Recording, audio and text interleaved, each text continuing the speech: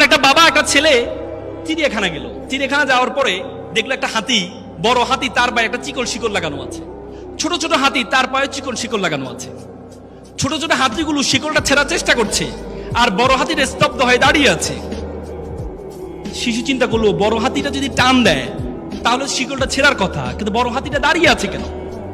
তখন বাবাকে জিজ্ঞেস করলো। বাবা বললো, তাহলে এক কাজ করি, কেয়ারটেকারকে একটু জিজ্ঞেস করি। পরে কেয়ারটেকারকে জিজ্ঞেস করা হয়, আচ্ছা বলুন তো, এই যে ছোট ছোট হাতিটা শিকলটা ছেড়ার চেষ্টা করছে, কিন্তু বড় হাতিটা স্তব্ধ হয়ে দাঁড়িয়ে আছে, বড়টা টান দিলে তো ছিঁড়ে যায়।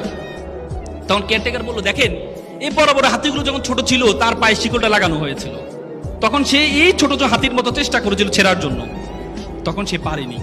তার মাথার মধ্যে সেট হয়ে আছে, তখন যেহেতু পারিনি, এখন আমার দ্বারা আর পারা সম্ভব না, সম্ভব না, সম্ভব না। তোমাদের মাথার মধ্যে সেই শিকল লাগানো আছে যে তোমার বড় বোন চেষ্টা করেছে বড় জায়গা অক্সফোর্ডে যাওয়ার, বড় বোন চেষ্টা করেছে ঢাকা বিশ্ববিদ্যালয়ের শিক্ষক হওয়ার, বড় বোন চেষ্টা করেছে বিসিএস ক্যাডার হওয়ার, সে হতে পারেনি। তো সুতরাং তুমিও পারবা না, তোমার মাথার মধ্যে সেট হয়ে আছে।